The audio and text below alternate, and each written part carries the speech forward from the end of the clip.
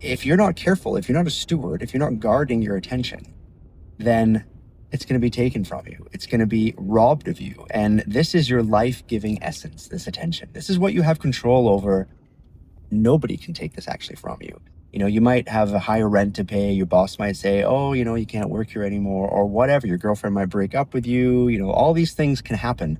But what cannot happen is somebody take your attention away without you actually giving it to them. And this is incredible power that you have, that we have, that we all have. This is our life-giving essence, like I said. The attention is basically our priority resource, because whatever we give attention to is going to grow. It's going to be watered, it's going to be fertilized. And if we give that attention to things that aren't serving us, then we're going to find ourselves in a bit of a mess, and we're really not going to like it. And then we're going to probably blame the world, and we're probably going to get really upset at all these things that are supposedly against us. And it comes from not really knowing ourselves. It comes from not having a high self-worth, because if we don't value our attention, then we don't value our time, and we don't value our life, essentially. And we think we're, to some level, immortal, because our life will just live forever. And believe me, your personality, your individuality is not immortal. You will die. We all die. We only have so much time and attention, and it's okay that we do. If we weren't going to on this level, then we would basically just continue to waste our time forever, because nothing will be forcing us to evolve. So we want to evolve. We're here to use our attention. We're here to use our time to basically know who we are and what we are. And it's so easy for us to not do this if we're not aware of it, because the entire world is basically grabbing our attention. It wants to own us. It wants to take our attention for its own worth, basically. And the only way we allow that happen is when we don't have our own self-worth. So let's take this argument a little deeper. So what do you value right now more than anything? Ask yourself these questions. It might be family. It might be a really great career. It might be fixing your health. It might be just trying to get through college. It might be trying to become financially independent. All of these things we do because if we're really honest about it and sincere, we do it because we want to feel good inside. And the reason we don't feel good inside is because we are unknowing of our essence, of unknowing of what we are, because that place within us is already okay. But while we think we're something else, while we think we're this person living this life, and when we believe that we are this mortal being here on earth, man, I gotta drive better here, one sec. While we believe that, then we're basically reaching for things to make us feel better. And if we're not honest about this, because we can justify against this all day long. We can say, no, I want this because it's important. And some things are, like to get food on your table, to get a roof over your head, to have a loving family and community. These things are important. So there's no like saying, oh, just transcend life. No. This is a full embracing of life.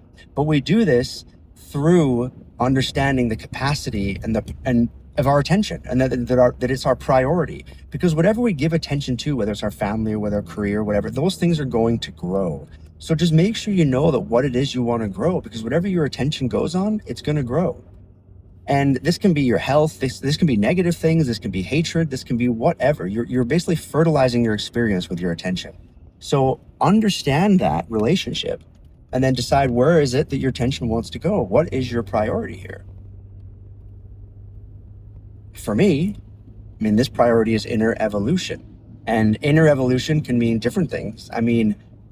Ultimately, it means becoming truly aware of the beingness that I am, for lack of a better word. This omnipresent sort of state that I can experience. Now,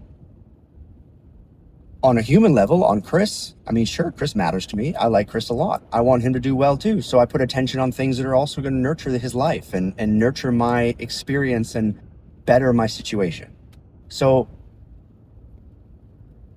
It's just that those things we're using our attention for, we just don't want to get caught mistaken thinking that those things are literally going to give us the thing that we're really looking for, which is this fulfillment, which is this understanding of what we are, this inherent free thing that we have already that is there. We just need to notice it.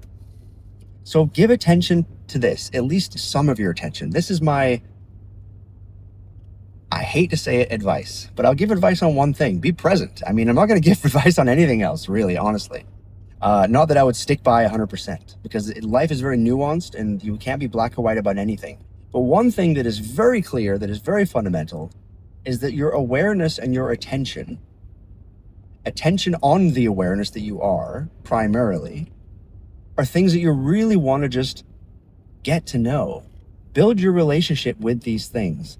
Awareness is just what you are. Let's use awareness for that word. Awareness. Let's use the word awareness for that, just what you are, which is this awareness.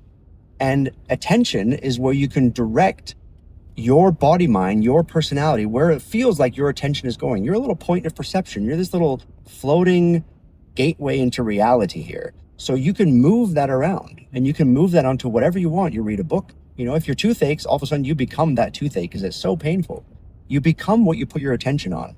So recognize that, because it can become a very trance-like state. And most of us are living in that trance-like state. We're literally just transfixed. It's like this thinking addiction, this I'm being a person addiction. And do we want to stay there? Is that where we want our attention to be? Because that being a person thing, which is, yes, we are also that person. But if we're fully only thinking that that's what we are, then it's a stressful place. It's us against the world. It's I'm a separate body. There's all these other separate bodies. The reality is, when we understand it, when we not understand it theoretically, but understand it through actual experience, is that we are all this one thing. I mean, me and you, me and this, even like, it's crazy to think about it, but it's everything, like this car, it's all part of the same essence. Consciousness is matter. Matter is consciousness. So theoretically, we can talk about it, and it sounds kind of goofy because it might not be your direct experience, but realistically, it marinates enough where that starts to become what you understand yourself to be. In whatever form you need to hear it, in whatever form you need to understand it. You might talk about it in a completely different way than I do, and that's expected, to be honest. This is just my flavor, my understanding of it. But realistically, it's the same sort of sense experience that we all have. And we know that when we're in that sense because it's the same thing we share. We feel it in others. We sense it in ourselves, we sense it in others, and we feel that union, that merging. And this is not some woo-woo kind of complex thing. It only sounds abstract because we can't conceptualize it in a way that's perfect. It's really an understanding. We can just point to it. But that understanding is a sense feeling. It's a knowing. And when we're in that state, and we've all had that state, we might just get it for a split second when we're like really connecting with somebody, or when we watch a beautiful sunset or whatever, all these things that sort of give us this sense of expansion, which is really just us not being contracted in the body, mind, and the person at that moment. But basically, we all know it. And it's like, how do we stabilize that? How do we get there more? And we do this by being a guardian, by being a steward of our attention, by knowing that this attention that we have is our currency. This is our most valued asset. This is our priceless gift that we can direct wherever we want to direct it. And realistically, like I said, if we can understand why, then we're going to direct it deep. We're going to direct it deep down. We're going to direct it into the presence that we are, into this beingness that we are, into this awareness that we are, into this consciousness that what we are, all of us are. And you do this by simply just falling into yourself. And like, yeah, what does that mean? Well, you just gotta stop for a moment. Just stop for a moment, sit on a park bench, do whatever it is, just give yourself a moment and just sense yourself for a split second. Just do it for a split second. Focus on maybe the trees blowing in the wind, or the waves in the water, or the rain on your head, or the little bunny walking by, or the person on the bicycle, whatever. You can just sort of sense it everywhere. And you might just get it for a split second, and then you could retract right back to, oh, I'm in my problems again, or whatever it is that I'm thinking about. Now, that little speck that you just noticed, I mean, maybe it wasn't a speck, but you're trying to marinate in this spot. That's the whole trajectory, the whole point of this is to stabilize that. You want to stay there as long as you can. And the paradox, it's not really a paradox, but it is a little bit of it. It can sound like a paradox. You're actually already there all the time. So you're not finding this spot. You're just allowing it to, you're allowing your attention to see it. You're allowing the attention that you have control over to be with that awareness. That's already there. Otherwise, your attention is fixed on other things. And sometimes you got to be thinking about other things. That's okay. Like you got to prepare a dinner. You got to use your mind to do stuff, build a house, whatever it is. However, you can always do it while holding that awareness simultaneously. That's where you can be. And then the mind is just another thing your attention goes on to sometimes, and it's not always on the mind, right? The attention is not always stuck there, which is, honestly, it's a very painful, stressful place to be. And you might not realize that. If you do realize that, great. So now you just know you got to start giving the attention in the right place. You just got to put the attention in the right place. And then just hold it and remind yourself to be there, because you're breaking a deep pattern. Remember, this is thousands of years or your lifetime, whatever, however you want to look at it. It's collective. It's not just you. We're all doing it. So this is the evolution, is directing the attention in a way that is truly fruitful, that is truly wealthy, that truly gives you the juice to your experience, that truly heals the world and heals yourself. It's literally, this is the answer. This is the solution. And then everything else, the worldly stuff, all the things that we have to do and the things we have to fix in the world, they will happen so much better because of this. They will happen in a much more efficient, much more direct, much more calm, peaceful, loving way.